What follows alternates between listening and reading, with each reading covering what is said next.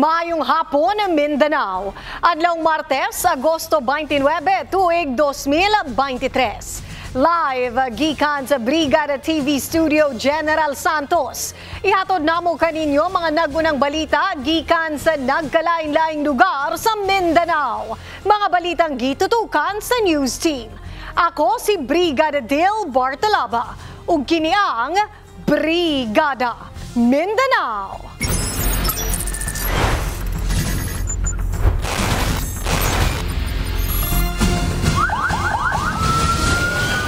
Mas palauman pa sa kapulisan.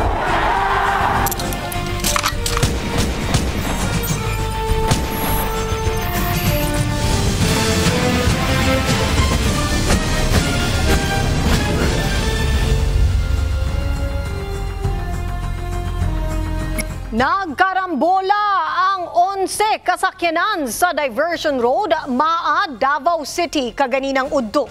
Kung diin samdan ang mga driver o mga sakay niini. Ibrigada mo, Gib Maing.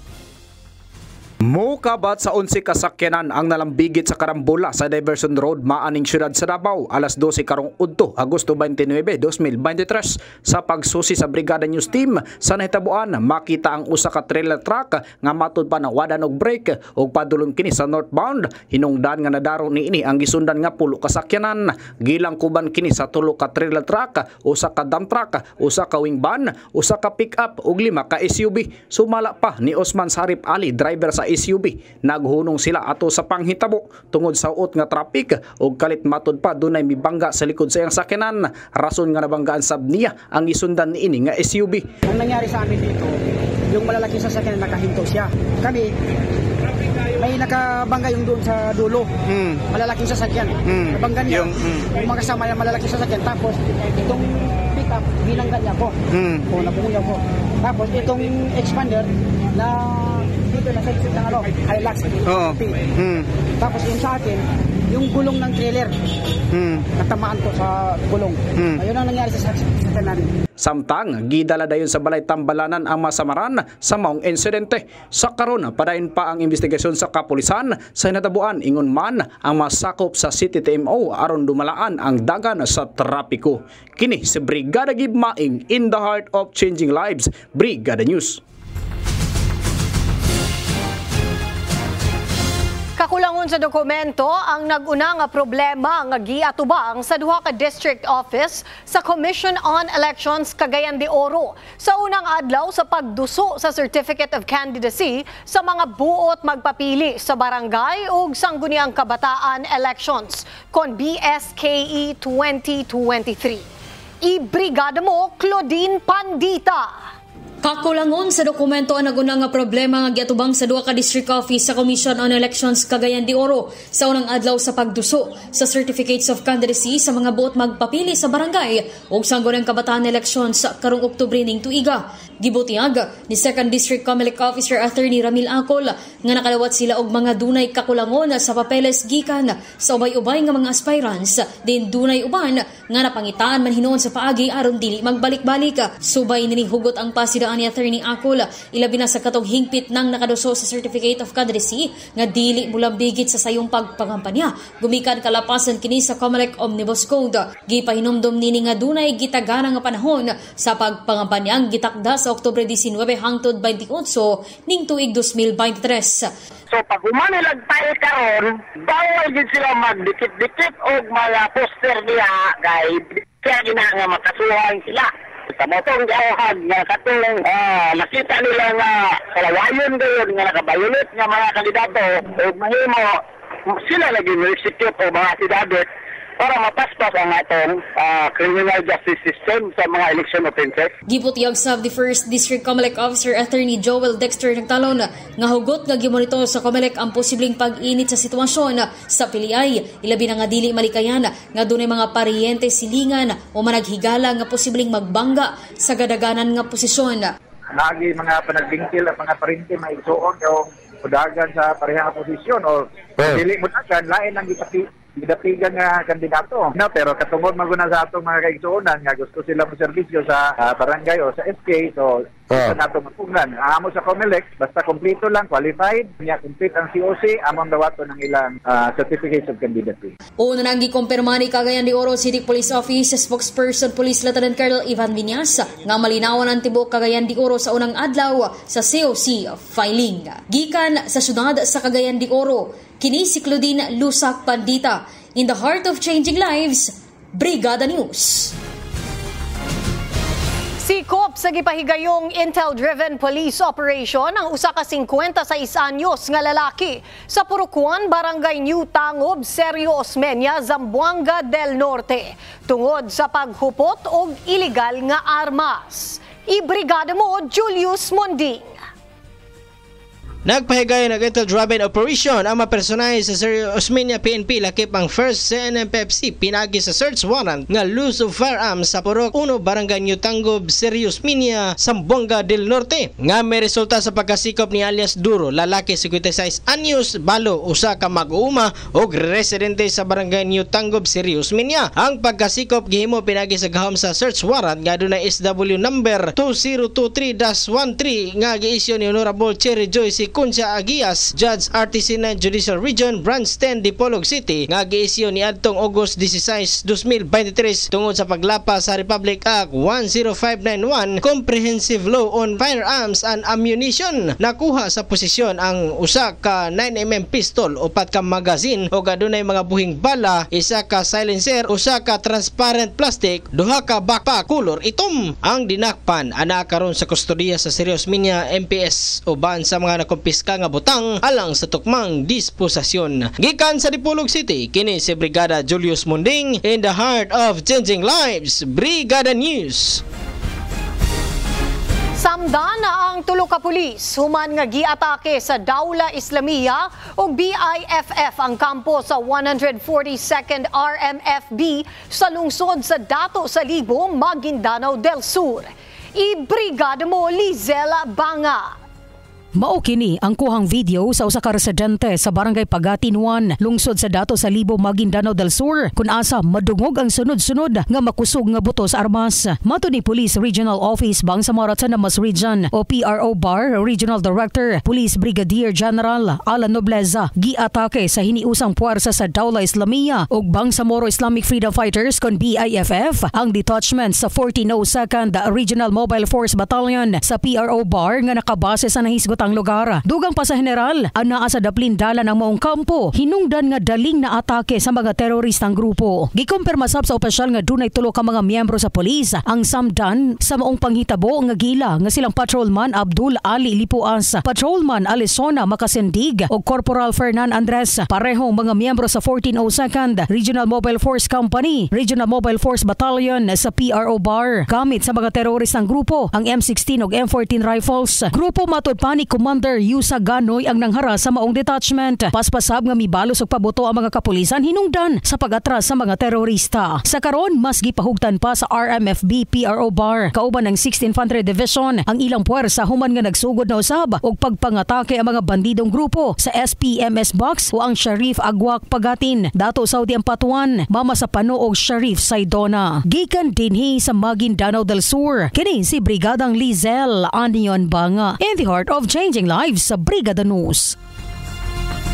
Pagkasubo ang nasinati sa nahabiling pamilya ug kabanay sa pagkamatay sa usa ka 63 anyos nga lalaki human nahulog sa bangin ang ginamanehong truck sa dihang nawalaan og kontrol sa preno sa maong sakyanan.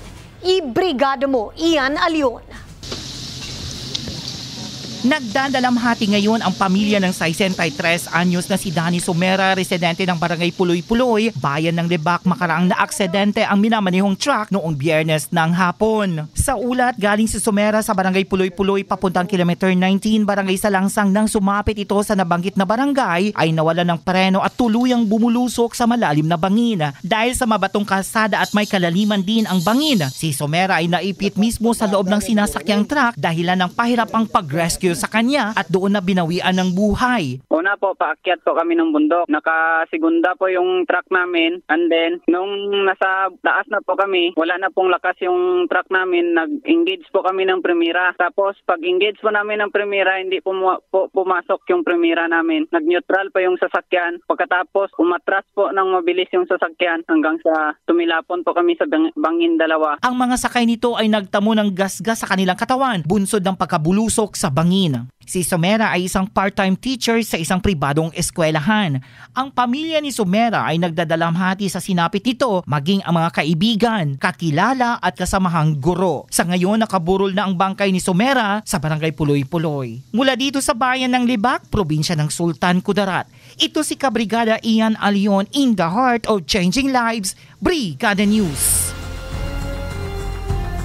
Gikan Enero hangtod Agosto ning kasamtangang tuig nakakolekta og kapin 1 milyon pesos ang Traffic Management Unit kon TMU sa Tantangan, South Cotabato. Gikan sa mga violators na nakalapas sa speed limit sa nasangpit nga lugar. Ibrigada mo, may kumilang. Naghampak na sa kapin 1 milyon pesos ang nakolekta nga penalidad sang Traffic Management Unit sang Tantangan, South Cotabato humalin sang Enero tubtob Agosto subong 2023 nagikan sa layi sa trapiko. May angot ini sa ginapatuman sang banwa nga Ordinance No. 63 o kun speed limit policy. Sa interview sang 95.7 Brigada News FM Coronel kay Renato Having, head sang TMU, ginpahayag sini nga madugay na ginapatuman sa Tantangan ang sambit nga ordinansa humalin pa sang 2017 kung sariin yara sa 100 pesos ang multa para sa mga nagabayular. Suno kay Having, masami sa ilang mga violator amo ang dalagko nga mga salakyan, SUVs, tricycle, motorsiklo kag iban pa. Ginpahayag man sang opisyal nga gilayon ginarimit sa Treasurer's Office ang ilang makolekta kung sariin nagapadulong sa mga projects kag programs ang nasambit nga koleksyon. Madumduman nga sang Agosto tubtob Disyembre 2022 naghampak man sa masobra 700,000 pesos ang nakolekta sang opisina. Nahibaluan nga yara tanan sa 31 ka mga traffic enforcers ang nakadeploy sa mga traffic area sang Tantangan. Ini si Mike Kumilang in the heart of changing lives. Brigada News. Samtang mismong si Vice President Sara Duterte Carpio ang nanguna sa gipahigayon nga Reserve Officer Training Corps kon ROTC Games 2023 sa Zamboanga City alang sa Mindanao leg. Ibrigada mo, Marco Polomuta.